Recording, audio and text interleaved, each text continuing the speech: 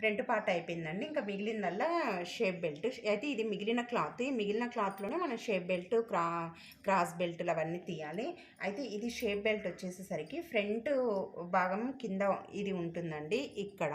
అయితే దీని దగ్గర మనం ఇప్పుడు ఈ క్లాత్లో తీయాలి. ఈ కింద ఎడ్జెస్ ఉంటాయి కదా, అక్కడ చూసుకోండి. ఇక్కడ కూడా మిగిలిన క్లాత్లో ఇక్కడ ఎడ్జ్ ఉంటుంది కదా, అట్లా పెట్టేసుకోండి. పెట్టేసుకున్న తర్వాత ఇదిగో ఇక్కడ చూడండి, నేను ఇక్కడ ఆ కుట్లలో కానీ 1/2 ఇంచు పైకి పెట్టేస్తున్నా. ఇక్కడ కింది సైడ్ ఎడ్జ్ ఉంటుంది కదా, ఇక్కడ పెట్టేస్తున్నా. పెట్టేసిన తర్వాత ఇది షేప్ బెల్ట్ కదా, ఇక్కడ కుట్టు ఇక ఈ లైన్ మార్క్ దగ్గర ఒకటి ఇచ్చేసి మళ్ళీ 1/2 ఇంచు కుట్లలో కానీ పైకి పెడుతున్నా నేను. ఇదిగో పైకి పెట్టేసిన. మళ్ళీ ఇక్కడ కూడా అంతే. ఇక్కడ క్లాత్ను కదిలించొద్దు, ఇలాగే 1/2 ఇంచు కుట్లలోకి ఉంచేసి మళ్ళీ ఇక్కడ ఈ కుట్టు ఉంది కదా, ఇక్కడ ఒక్కొక్క మార్క్ ఇచ్చేసి దానిపైకి 1/2 ఇంచు పైకి ఇవ్వాలి.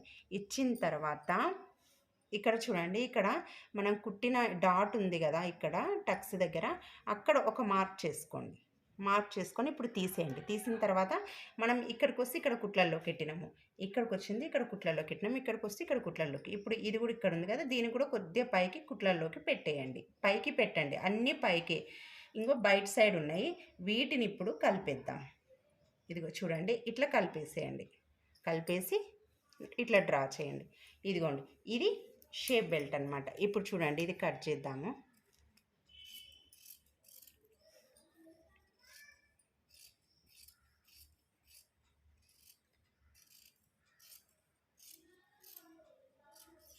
ఇది చూడండి, ఇది షేప్ బెల్ట్ మనకి ఇట్లాంటిదే. దీంట్లోనే ఇంకా 2 తీసుకోవచ్చు అనమాట. అట్లా ఇదిగో ఇదండి ఫైనల్గా అయితే ఇట్లా. ఇది మీటర్ క్లాత్ అండి. మీరు ఫస్ట్ నేర్చుకునే వాళ్ళకి